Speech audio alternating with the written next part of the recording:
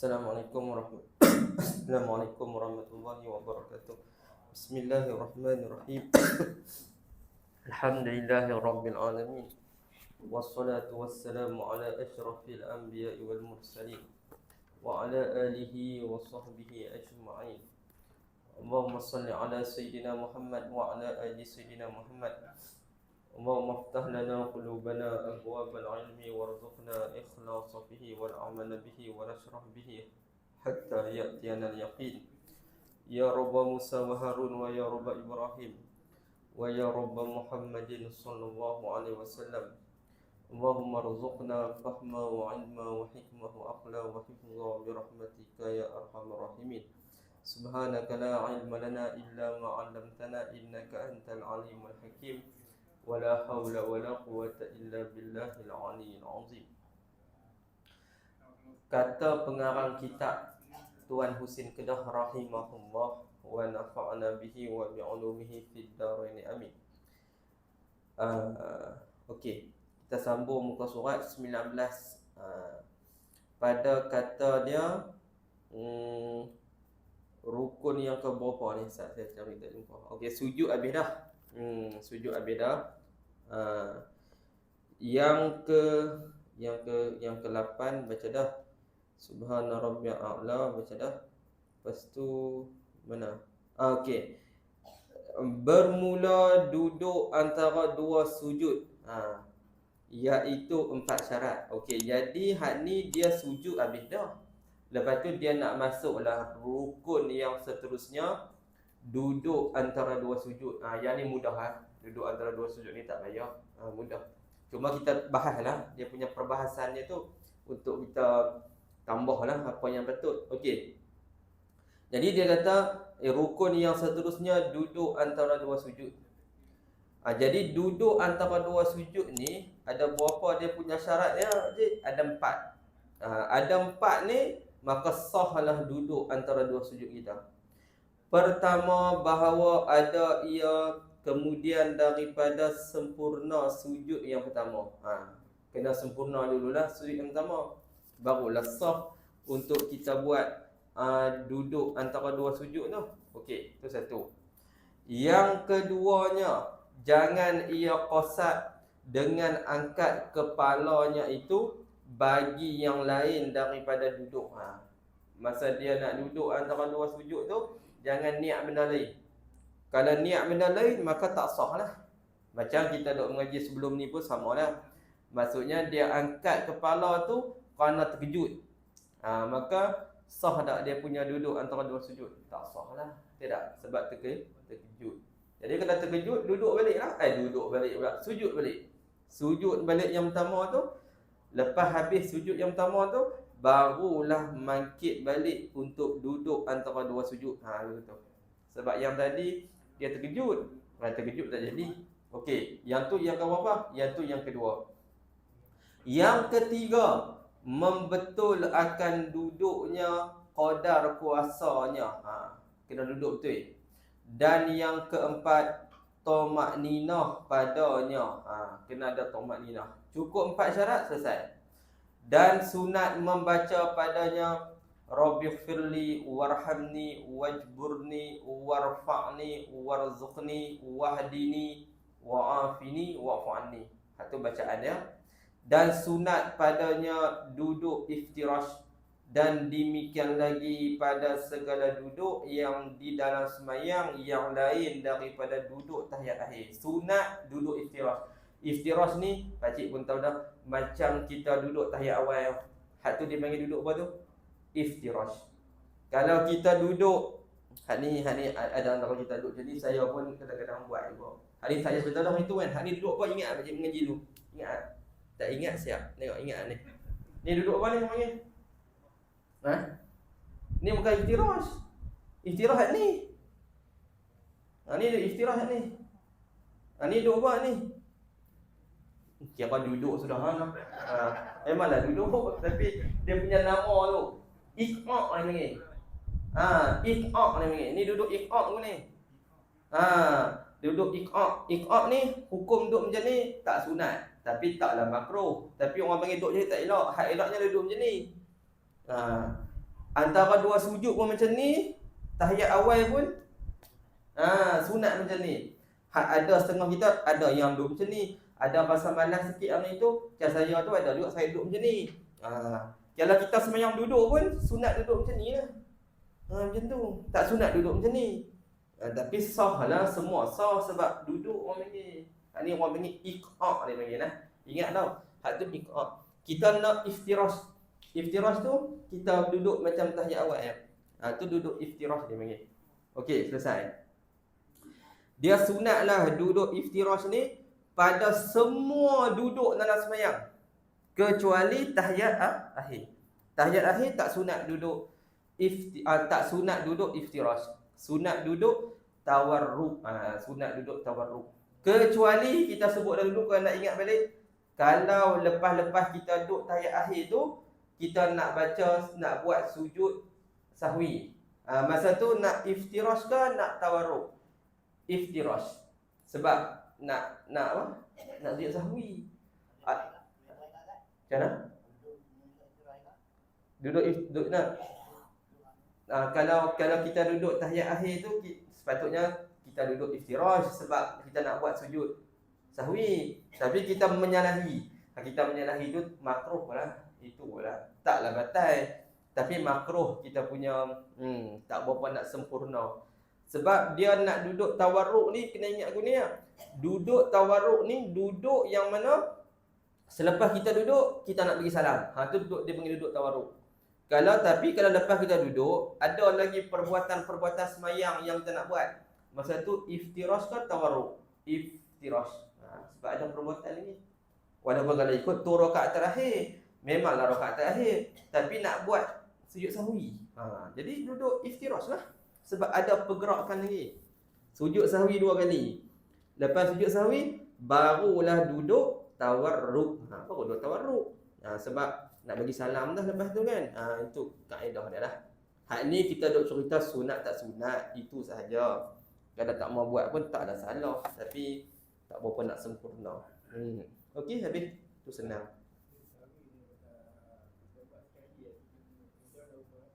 Tak boleh, sujud sahwi kena 2. Kalau dia buat sekali saja, dia bagi salam, sembahyang dia taklah batal, tapi orang panggil tak sempurna. Dia sujud sahwi ni sepatutnya 2, tiba-tiba dia buat sekali saja. Batal tak sembahyang dia? Tak batal. Nak kata batal tak boleh sebab sujud sahwi tu sunat, kan? Jadi dia buat sekali tu taklah batal, tapi perbuatan dia buat sekali tu tak berapa kena. Memang tak kena lah, bukan tak berapa kena, memang tak kena. Tapi nak kata batal lah sembahyang, tak batal sebab yang tu sunat. Kalau kita sembahyang, sujud kita buat sekali, tak buat sekali lagi, tu batal tak sembahyang? Tu batal lah, moga rukun. Sujud sahwi ni kalau yang batalnya macam ni, dia tinggal sunat hai'ah, tiba-tiba dia pergi buat sujud sahwi, batal tak sembahyang dia tu. Dia tak baca apa? Tak baca doa iftitah lah. Lepas tu dia pun sujud sahwi, batal tak sembahyang dia? Cik faham tak? Dia tinggal doa iftitah. Doa iftitah ni sunat am'ad tak? Bukan. Tiba-tiba dia buat juga sujud sahwi, batal tak sembahyang? Batal. Hak tu batal. Sebab apa? Sebab tak ada sebab untuk buat, tiba-tiba pergi. Tiba-tiba pergi buat. Ada pun yang cikgu tanya tadi, ada sebab tak untuk buat sujud sahwi? Ada sebab. Cuma dia buat tak cukup. Orang buat 2, dia buat 1. Sembahyang dia masih lagi sah. Kalau dia imam, dia sujud sekali, makmum boleh subhanallah. Tapi kalau contoh dia buat sekali sujud sahwi, dia buat sekali. Lepas tu dia bagi salam. Makmum tengok-tengok tak cukup sujud sahwi tu. Makmum boleh tambah lagi 1. Sebab apa? Sebab bila tok imam bagi salam cikgu, hubungan kita dengan tok imam sudah putus. Tak ada lah masa dia bagi salam tu kita kena niat aku bercerai dengan tok imam, tak ada. Dia bagi salam saja, hubungan kita dengan dia habis dah, tak ada dah. Jadi sekarang dia sujud tak cukup sujud sahwi, orang buat 2, dia buat sekarang. Kita di belakang ni boleh tak buat bagi cukup 2? Boleh, tapi kena tunggu dia bagi salam dulu. Dia bagi salam kita boleh lah. Kita tak perlu niat mufarakah dah sebab memang habis dah lah hubungan kita dengan dia. Okey, hak tu selesai. Sujud sahwi depan tu dia ada cerita jugalah. Dia punya perincian dia tu akan datang lah. Okey, habis. Dan tiada harus memanjangkan akan duduk antara dua sujud lebih daripada qadar masa sekurang-kurang tahiyat dengan sengajanya. Demikian lagi pada i'tidal, maka tiada harus memanjang akan dia lebih daripada qadar masa membaca Fatihah dengan bacaan yang pertengahan. Lagu mana? Hak ni kita pun tahu dah macam mana. Maksudnya bila kita duduk antara dua sujud ni, janganlah kita duduk lama. Lama ni sekira-kira cukup masa untuk baca sekurang-kurang tahiyat. Tu. Betul tak? Kita menjelaskan dulu kan. Ni cikgu duduk kira rukun sujud yang apa? Duduk antara dua sujud dengan i'tidal ni, duk kira rukun pendek ni, kita mengikut pandangan yang muktamad dalam mazhab Imam Syafi'i. Kalau kita ikut pandangan dhaif dalam mazhab Imam Syafi'i, dia kata duduk antara dua sujud dengan i'tidal ni, dia rukun panjang juga. Kalau pakai rukun panjang, tak ada isu lah. Ni dalam kitab ni dia sebut ni. Dia kitab pun qalai lah. Dia sebut bagi pada dalam kitab ni, dia kata waqtara kasirun annahuma tawilani. Kalau lah kita pakai pandangan ni, tak sedut bincang dah lah. Tak boleh bagi lama, tak boleh lama dan sebagainya. Tak usah bincang dah. Sebab apa tak usah bincang? Sebab kita pakai pandangan yang kata i'tidal dengan duduk antara dua sujud rukun panjang. Kalau rukun panjang tak ada masalah. Itu pandangan dhaif dalam mazhab lah. Kalau ikut pandangan muktamad, batal tak batal? Batal lah kalau panjang. Contohlah kita guni, kita semayang. Tiba-tiba kita tengok seorang abang ni, dia semayang, dia duduk antara dua sujud lama. Dia duduk antara dua sujud lama. Ataupun dia i'tidal lama tanpa ada hajat. Kalau ikut pandangan muktamad, batal lah semayang dah. Tapi kalau kita kesian kat dia, duk nampak dia baru duk kenal-kenal masjid ni, duk main-main, tiba-tiba kita pergi kata kat dia, semayang batal. Agak-agak dia nak main masjid ke depan, tak main dah. Dia kata, kira nak pergi batal semayang aku lah. Jadi kita pakailah pandangan dhaif yang kata sah lagi. Selesai masalah. Faham maksud dia? Faham kan? Itu untuk mempermudahkanlah. Pandangan yang kata duduk antara dua sujud dengan i'tidal ni, dia rukun pendek. Sebab duduk antara dua sujud dengan i'tidal ni, sebenarnya kita bukan nak kat dia sangat pun. Cuma dia tu nak jadi apa ni? Nak jadi tangga daripada rokok nak pi ke sujud, kena ada lah i'tidal sebagai orang panggil pemisah, betul tak? Takkanlah daripada rokok nak terjun terus. Faham tak maksud saya? Sama juga sujud yang pertama dengan sujud yang kedua. Antara sujud yang pertama dengan sujud yang kedua tu, mestilah kena ada satu tangga pula untuk memisahkan antara. Jadi maksudnya, ulama kita kata, dia rukun pendek sebab sebenarnya kita bukan nak sangat pun kat dia. Yang kita naknya apa dia? Sujud yang kedua tu. Yang kita naknya apa dia? Sujud daripada, yang kita naknya apa dia? Sujud lepas daripada rokok tu. Hak tu yang kita nak. Cuma i'tidal dengan duduk antara dua sujud ni dibuat sebagai alat, sebagai pemisah sahaja. Tu yang ulama kita kata dia tu rukun pendek ke rukun panjang? Rukun sebab pemisah sahaja. Kalau pakai hak tu lah. Kalau nak mudah pakai hak tu. Tu kaedah dia.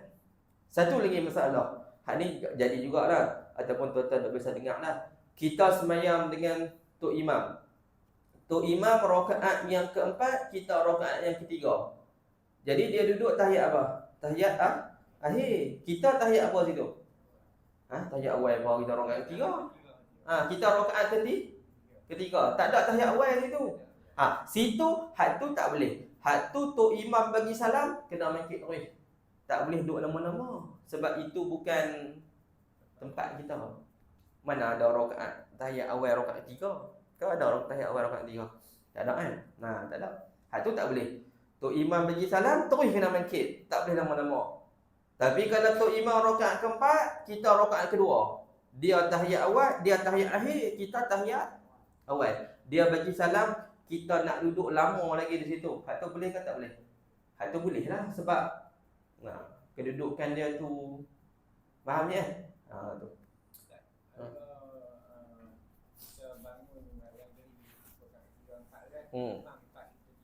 Imam 4 kita 3.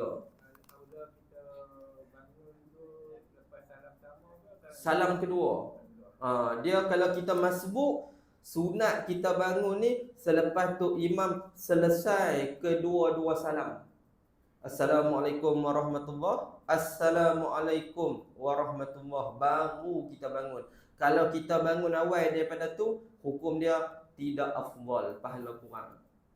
Setengah orang dia lepas-lepas tu imam bagi Assalamualaikum warahmatullahi, tak dan tu imam bagi salam kedua, tengah-tengah tu dia mangkit dah. Sah dah sembahyang dia. Sah. Sebab salam kedua tu sunat, tak apa. Tapi tak apa nak elok. Eloknya tunggulah saat, nak buat ke mana. Tapi dia kata bukan tak mau tunggu, nak terberak macam mana. So dia bangkit terus je. Macam mana je lah. Tu atas orang lah masing-masing lah. Tapi hukum tak apa. Okey, habis. Masalah sujud selesai. Masalah duduk antara dua sujud selesai. Habis. Syahdan. Syahdan ni satu peringatan lah. Satu peringatan. Apabila ia dapat 2 rakaat pada sembahyang fardu yang lain daripada subuh, maka sunatlah ia duduk bagi membaca tahiyat awal. Sunat. Dia dapat 2 rakaat daripada sembahyang fardu yang lain daripada sembahyang subuh. Betul lah. Dia dapat 2 rakaat, tu imam rakaat yang keempat, dia rakaat kedua. Sunatlah ia duduk bagi membaca tahiyat awal. Dan iaitu setengah daripada sunat ab'ad yang 8. Iaitu pertamanya membaca tahiyat awal. Yang ni sunat ab'ad. Sunat ab'ad ni ada berapa? Cuba baca yang maksud lagi. Ada banyak tu. Yang pertamanya dipanggil tahiyat awal. Tahiyat awal ni kan, sembahyang sunat kita boleh buat tak 2 tahiyat? Boleh. Contoh, kita sembahyang sunat apa? Sunat ba'diyah maghrib. Kita buat 1 tahiyat ke 2 tahiyat? 2. Tapi kalau lepas-lepas ni lah, aku nak buat 2 tahiyat. Boleh tak boleh? Boleh. Boleh. Tapi tak afdal. Afdalnya 1 tahiyat je. Contoh sembahyang sunat ba'diyah isyak tak lagi. Rakaat pertama tahiyat awal. Rakaat kedua tahiyat akhir. Sah tak cikgu sembahyang? Sah. Sembahyang witir, contoh, kita buat 11 rakaat sekaligus. Sembahyang witir boleh tak buat 11 rakaat sekaligus? Boleh. Sembahyang tarawih boleh tak? 20 rakaat sekaligus. Jangan buat pasal, tak boleh. Kena buat 2. Sembahyang tarawih dia tak boleh gabung. Kalau gabung, sembahyang tarawih ni seeloknya lah, kata ulama, eloknya tarawih ni kita sembahyang lambat. Sembahyang lambat ni kira berapa? 10.30 ke 11 sembahyang tarawih. Itu paling afdal. Sebab ada setengah ulama kata kalau kita sembahyang tarawih awal tu, itu bid'ah orang-orang yang malas. Itu untuk sebahagian orang yang rajin lah. Kita awal pun malas, lewat pun malas. Ya tak? Kalau ke 11 sembahyang tarawih taubat lahum tak lah, kena rojak nama riya lah tu. Jadi kita ni kalau ikut hukum memang sunat sembahyang tarawih ni sunat lambat. Ke 11 tu baru sembahyang tarawih 10.30. Sebab apa sunat lambat? Supaya nak bagi segi logiknya, nak bagi masa tu senggang sikit. Kita baru makan, tiba-tiba kalut pula nak main sembahyang tarawih, isyak dan sebagainya. Jadi payah ada atas kita. Payah dah sikit sebab tadi pun makan pun banyak. Jadi payah. Tapi zaman lah, kalau kita duk buat lewat tu, saya rasa tinggal Tok Bilal kan Tok Imam lah. Orang tak pi lah sembahyang tarawih kan. Jadi kita pun perawalkan. Tak apalah. Tak ada masalah lah. Cuma segi hukum asalnya macam tu. Jadi kalau sembahyang tarawih, tak boleh kita nak buat secara berasingan. Tak boleh kita buat secara gabung. Kita kena berasingan. Tapi kalau witir, kita nak buat 2 tahiyat. Contoh kita buat 3 rakaat sekaligus, 11 rakaat sekaligus. Kita nak buat tahiyat awal, nak buat tahiyat akhir. Masa tu tahiyat awal kita, kalau kita buat 11 rakaat sekaligus, tahiyat awal kita rakaat berapa? Rakaat yang ke-10. Tahiyat akhir rakaat yang ke-11. Faham ni kau? Kalau kita buat 3 rakaat sekaligus, tahiyat awal kita rakaat yang kedua. Tahiyat akhir kita rakaat yang ketiga. Dia kena ambil hak last kali. Kalau 10, 11. Kalau kata 3, 2, 3. Tapi kalau witir, kita buat 3 rakaat sekaligus. Kita buat 2 tahiyat, tak berapa nak elok. Ada setengah kata makruh. Sebab duk nampak witir tu macam semayang maghrib. Betul tak? Sebab rakaat kedua dengan rakaat ketiga buat tahiyat. Orang nampak macam bukan witir. Orang nampak macam maghrib, makruh. Tapi ala kulli halnya nak sebut, boleh nak buat 2 tahiyat tu. Bukan salah. Tapi tak berapa nak elok lah. Eloknya kita buat satu tahiyat lah. Tahiyat awal ni dia sunat ma'at. Kalau kita tinggal, sunat lah kita buat sujud sahwi. Jangan duk nampak tahiyat awal ni maksudnya. Bacaan tahiyat awal tu, kadang-kadang orang tu, dia baca tahiyat awal. Tapi dalam tahiyat awal tu, ada kalimah-kalimah yang dia tertinggal semasa baca tahiyat awal tu. Dikira tinggal sunat ma'at. Contoh macam ni. Pakcik baca at-tahiyatul mubarakatuh apa semua tu, sampai dekat mengucap asyhadu an la ilaha illallah. Lepas tu dekat wa asyhadu anna muhammadar rasulullah tu, pakcik tertinggal huruf waw. Waw tu. Asyhadu an la ilaha illallah, lepas tu asyhadu anna muhammadar rasulullah. Tak ada apa? Waw. Dikira tinggal tak sunat ma'at? Tinggal sunat ma'at. Faham maksud saya? Waw, waw sekok tu tertinggal. Kita dikira tinggal sebahagian sunat ma'at, saat lagi sunat sujud sahwi. Saya takut tuan-tuan nampak, tahiyat awal satu set tu. Dia bukan kira satu set lah. Tapi kalau tertinggal satu kalimah pun dikira tinggal sunat ma'at. Baca kunut, Allahumma hadini fi man hadid, baca sampai dekat tu, fa innaka taqdi wa la yuqda alaik.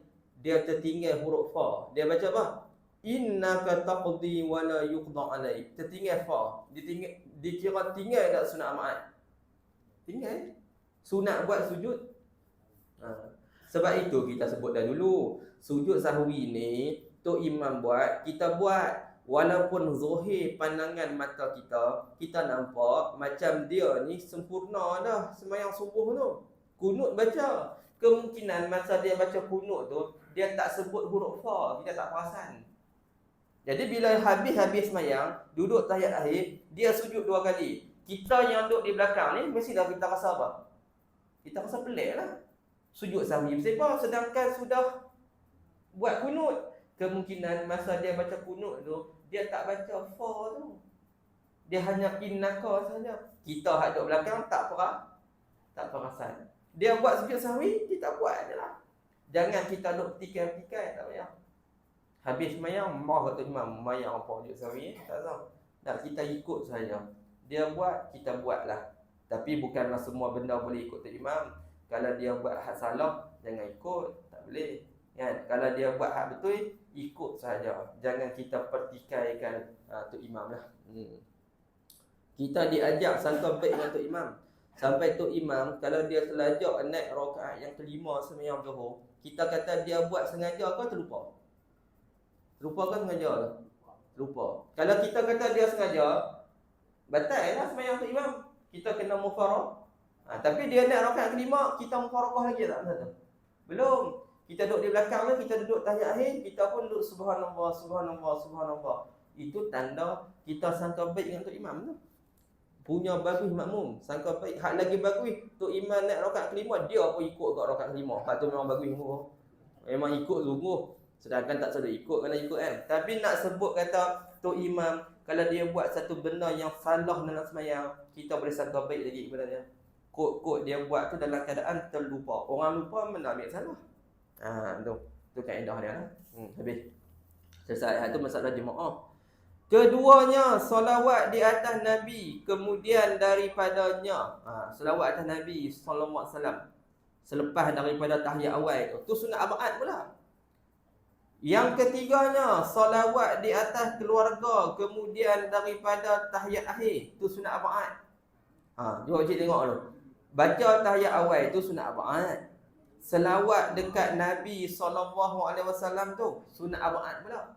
Selawat dekat keluarga Nabi pada tahiyat awal sunat abad ke bukan sunat abad? Cik tengok lagi.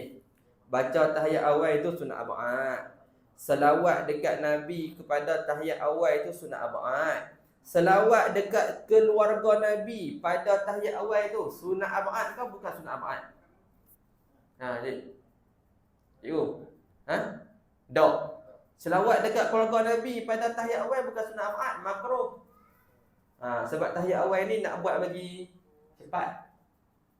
Faham tak? Saya tak faham pun. Tak apa lagi. Tahiyat awal tu sunat Ahmad.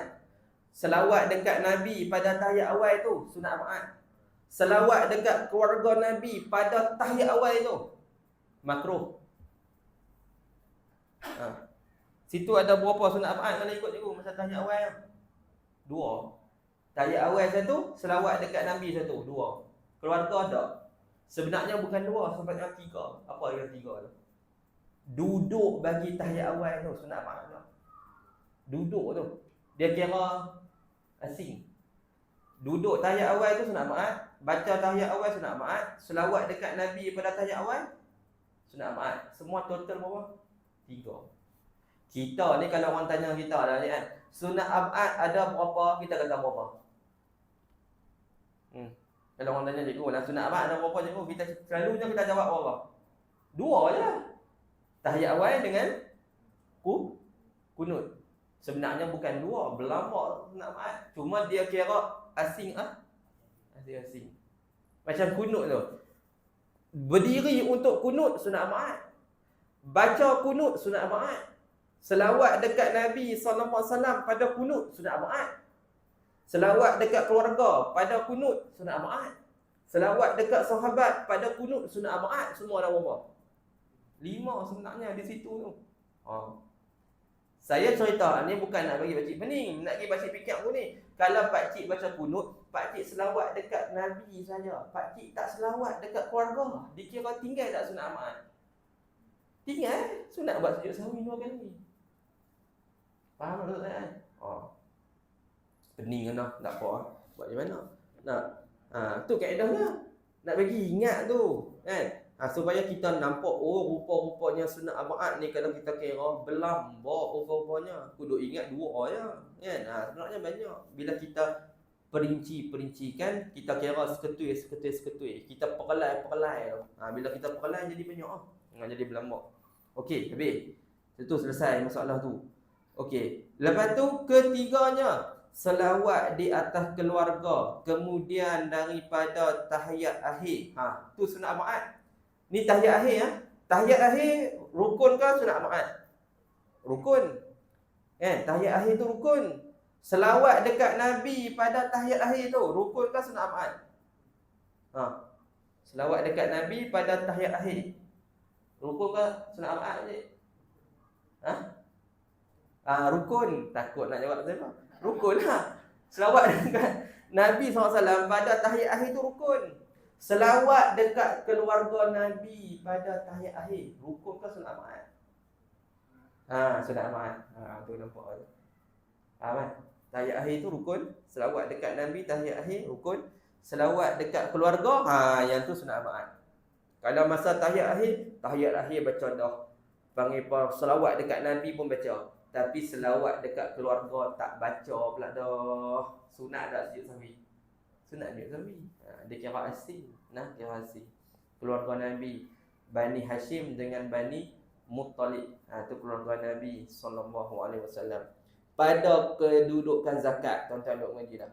Hak tak boleh makan zakat Bani Hashim dengan Bani Muttalib dalam mazhab Imam Syafi'i. Kalau keluarga pada kategori doa, semua orang mukmin walaupun dia ahli maksiat, dia termasuk dalam keluarga Nabi juga. Kita ni keluarga Nabi juga betul. Walaupun tak ada Said, walaupun tak ada Syarifah, walaupun tak ada Syarif dan sebagainya, kita keluarga tak? Keluarga. Tapi keluarga pada kategori doa. Betul tak, Cik? Doa lah. Termasuklah kita keluarga juga. Tapi kalau kategori zakat, kita keluarga tak? Keluarga apa, hidung pun tak mancung, kan dia. Kita bukan keluarga. Gitu.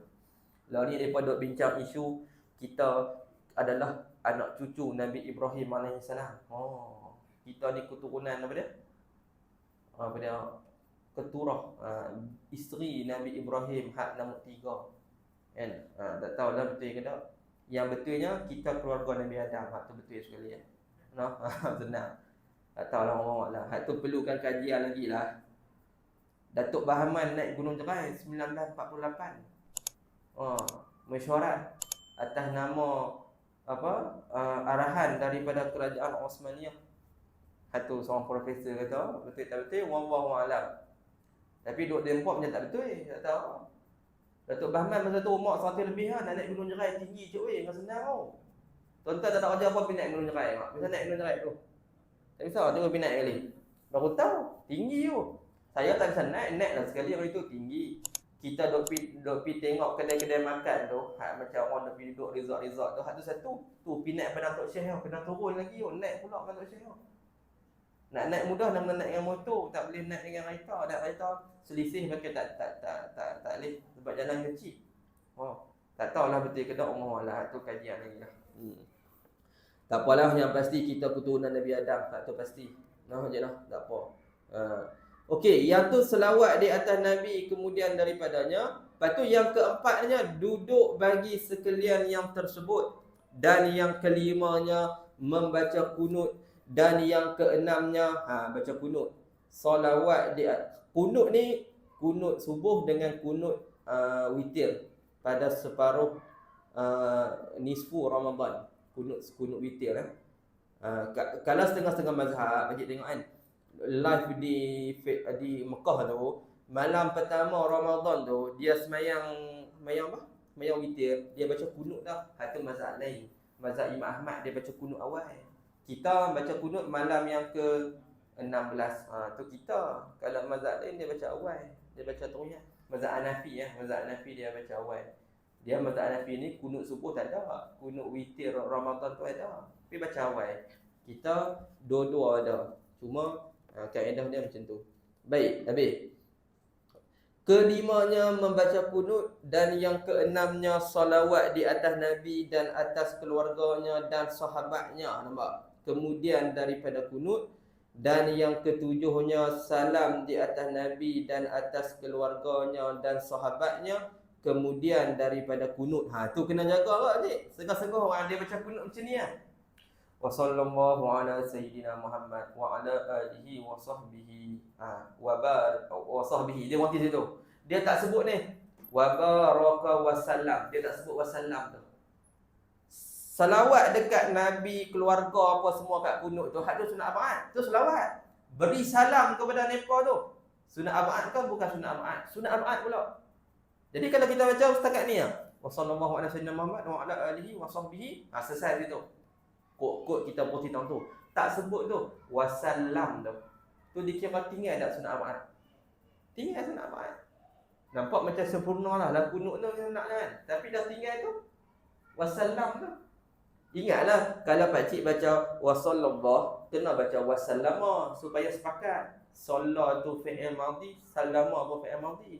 Tapi kalau daripada awal baca Allahumma salli wa sallim, Allahumma salli ala sayyidina Muhammad wa ala alihi wa sahbihi wa barik wa sallim. Kalau baca salli kena dengan salim. Gitu. Segi bahasa lah. Kalau salli, salim. Kalau salla, salam. Tu.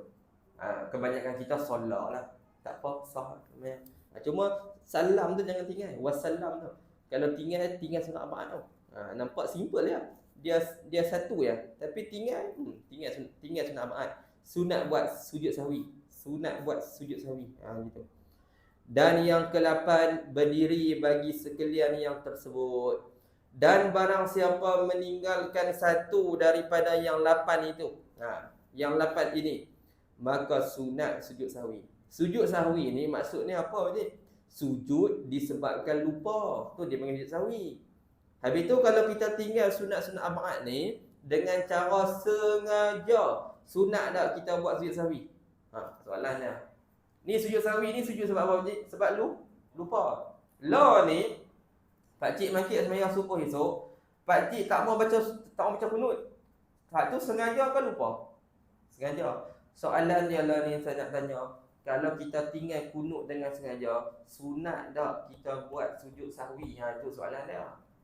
Sunat juga pakcik, betul. Habis tu nama sujud sahwi, bukan sujud sengaja dia ni. Sebut sujud sahwi itu atas jalan ghalibnya, kebiasaannya orang tinggal sunat abad ni sebab lupa ke sengaja? Lupa buat sengaja. Habis tu kalau tinggal sengaja tak payah buat lah sujud sahwi. Kalau tinggal sengaja lagi-lagi lah kena buat. Sunatlah buat sujud sahwi tu. Faham tak maksud saya? Macam kita mengaji hadis lah. Dalam istilah hadis tu dia panggil apa? Rijalul hadis. Perawi hadis. Rijal tu maksudnya apa dia? Lelaki. Sedangkan ada tak perawi-perawi yang meriwayatkan hadis tu orang perempuan? Ada je. Ada. Cuma sebut lelaki tu sebab apa? Kebiasaannya orang lelaki nak riwayat, bukan orang perempuan. Tapi orang perempuan ada riwayat. Antara dia, kalau berkenaan kisah-kisah rumah tangga ni, siapa riwayat? Aisyah radhiyallahu anha. 2000 lebih Aisyah riwayat. Itu Aisyah riwayat. Sebab Aisyah duduk dengan Nabi sallallahu alaihi wasallam. Dalam rumah tangga ni, Aisyah yang banyak meriwayatkan hadis-hadis Nabi sallallahu alaihi wasallam. Nah tu. Jalan kebiasaan tu orang lelaki riwayat. Itulah. Gitu. Tu sunat sujud sahwi. Berapa kali nak buat? 2 kali. Kita tinggal sunat arba'at berapa banyak sekalipun. Contohlah, pakcik tinggal baca kunut. Pakcik tinggal baca kunut tu, pakcik duk tengok. Macam pakcik tinggal satu je sunat arba'at. Sebenarnya banyak tak sunat arba'at yang pakcik tinggal? Banyak. Kunut, selawat dekat keluarga, selawat dekat Nabi, selawat dekat sahabat, berdiri untuk kunut. Pakcik tinggal sunat arba'at berapa? 5 sebenarnya dari tu. Tapi sujud sahwi tetap kena berapa kali? 2 kali. Jangan duk kira guni pula. Kunut 1, selawat 1, tu dia. Tu dia kata sujud sahwi 10 kali ya, buat 5 kali ya, 5 set. Mampunya gitu. Tak boleh tu. Dia start 2 kali saja. 1 set jelah. Walaupun kita tinggal berapa banyak apa sunat arba'at, sujud sahwi kita tetap 2 kali. Satu lagi sunat arba'at, sujud sahwi ni, sunat kita baca subhanaman la yanamu wa la yashu. Yang tu kalau kita tinggal dengan terlupa. Tapi kalau kita tinggal dengan sengaja, nak baca subhanaman la yanamu ke ataupun nak baca astaghfirullahalazim.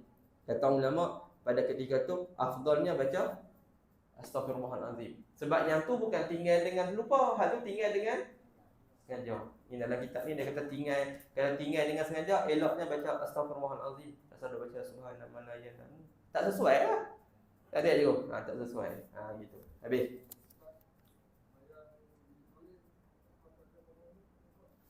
Mayang poleh dia tak baca. Sebab dia tak ada mazhab. Ni memang orang poleh dia tahu. Orang poleh tak baca, dia tak baca kunut ni. Jadi kalau dia tak baca kunut, kita pergi semayang dengan dia. Dalam mazhab Imam Syafi'i kan. Kalau kita nak keras dalam mazhab Imam Syafi'i tak? Mazhab Imam Syafi'i kata salah satu penyebab makruh kita solat jemaah apa dia? Kita nak ikut dengan tok imam, yang tok imam tu dia tak mau buat satu sunat yang kita nak buat. Selalu ikutlah. Tu kalau nak keras lah. Tapi kalau bini kita orang palih ke, tok besan kita orang palih, kacau juga lah. Mayang subuh bagi tu dia kata mayang di rumah. Dia memang tak baca dah kunut. Kita orang Kedah nak baca kunut. Kita kata tok besan mayang aku mayang aku. Tak syok lah pula orang tengok kan. Kalau mazhab Imam Syafi'i tak payah ikut cikgu sebab kita nak buat kunut, dia tak mau buat. Habis tu kalau kita nak ikut juga, boleh ikut. Dan kunut kita tu tak payah baca. Kalau nak baca juga, sebutlah dulu. Kita baca kunut pendek. Baca kunut pendek ya. Kunut pendek paling kurang tu tak pada Rabbana atina fid dunya hasanah, tak pada. Lepas tu selawat sekali. Wassallallahu ala cukup. Tapi kena habaqlah dekat tok besan tu. Lagi kunut lagi masa nak sujud tu tunggu sat saya nak baca kunut sat. Hang tak apa datang baca kunut, orang Wahabi tak apa lah. Kau ada tapi kaedah dia gitu lah. Kunut ni khilaf ulama. Memang kita pun tahu khilaf. Yang masalahnya bila kita baca kunut, ada orang marah kita baca kunut tu. Dia kata kunut ni hadis dhaif. Itu masalahnya. Macam talqin lah juga. Talqin tu dalam mazhab Imam Syafi'i sunat baca talqin. Tapi talqin ni sunat baca untuk mayat yang sudah mukallaf. Kalau kanak-kanak tak payah baca. Kenapa? Sebab dia tak ada dosa pahala kan. Dia Down syndrome, orang gila dia mati. Kita nak baca talqin tak sebenarnya. Tak payah. Duduk atas dunia dulu pun kalau kita ceramah kat dia tak faham. Kalau duduk dalam kubur pun tak faham apa tu juga. Tak salah lah sebab dia tak dosa pahala je kan. Sama juga baca talqin tu. Baca talqin tu dalam mazhab Imam Syafi'i sunat. Tapi setengah-setengah tak mahu baca talqin. Jadi kalau di poleh tu kita sembahyang dengan mereka, Nak baca kunut, kita baca kunut pendek lah. Paling mudah kita baca kunut pendek. Kalau kita baca kunut pendek, dan tak kita sujud dengan dia. Dan kot, insyaAllah dan kan. Sami Allah maha kita baca kunut pendek. Tu kaedah dia. Yalah kalau kita kaki jemaah, pergi duduk di perlis 3-4 hari, tak semayang jemaah di masjid, tak boleh duduk ke. Nak kena pergi masjid juga semayang kan. Tu yang kita pergi je lah. Tak usah pilih lah mana pun, pergi lah. Ya. Boleh. Tengah tunggu dia bagi salam tu. Kita tak mau baca kunut, kita ikut dia. Saat lagi dia bagi salam, lepas dia bagi salam, kita sujud sahwi 2 kali. Tak apa, tak ada masalah. Cuma lepas habis semayang dia akan tanya kita lah sebab apa sujud sahwi 2 kali. Kita abang dia, aku orang Kedah. Aku baca ni. Dia orang Palih ni, dia memang dia bukan tak bagi zikir lepas semayang tu. Dia bagi zikir, tapi bagi dia zikir ni baca slow. Kadang-kadang kita terlalu ni sangat pun tak ni juga. Kadang-kadang kita kata orang Palih tak bagi zikir. Bukan tak bagi zikir. Kalau kita pergi semayang di Masjid Alwi, saya bila pergi semayang, dia bubuh zikir depan ni, dia bubuh frame tu. Dia suruh baca zikir tu. Tapi zikir tu baca slow. Itu perangai dia. Kan? Tapi pok mereka pun kadang-kadang ada lah juga bagui macam mufti dia tu. Dia biasa semayang di baling tu. Dia semayang di baling. Orang baling tengok dia semayang subuh lah pagi tu. Orang baling nampak dia. Orang baling suruh lah dia itu imam. Dia tak mau lah sebab dia tak mau macam kunut. Tapi bila dia jadi imam di masjid baling tu, dia angkat tangan dia boleh kunut tak. Sebab dia menghormati orang Kedah ni. Orang Kedah baca aku kunut tak apalah. Adalah bagus juga. Hak tak bagi pun ada juga tu pun. Tapi macam tu lah kan. Kita nak kena ni lah sikit. Tapi kalau nak ambil tauliah kat dia tu payah dah sikit. Guru-guru kafar pun kalau nak pergi ambil tauliah di tempat tu, jadi payah kat tu. Dia tanya soalan-soalan yang sensitif. Soalan-soalan yang berkenaan tu lah. Benda-benda yang tu lah, bahan-bahan yang je lah. Tak kira dia saman pula, payah pula. Tapi bahan-bahan yang dia tanya lah isu-isu tu. Tapi kita kena jawab tu, kena jawab style macam dia jawab lah. Baru dia boleh terima kalau kafar dia boleh. Habis tu tak apalah tu. Okey, lepas tu dia sebut faslun bermula tahiyat akhir 7 syarat. Yang ni kita sambung tahiyat akhir sebelum dia nak masuk bab salam dan zikir-zikir lepas sembahyang lah. Ada tanda dia. Wallahu subhanahu wa ta'ala a'lam.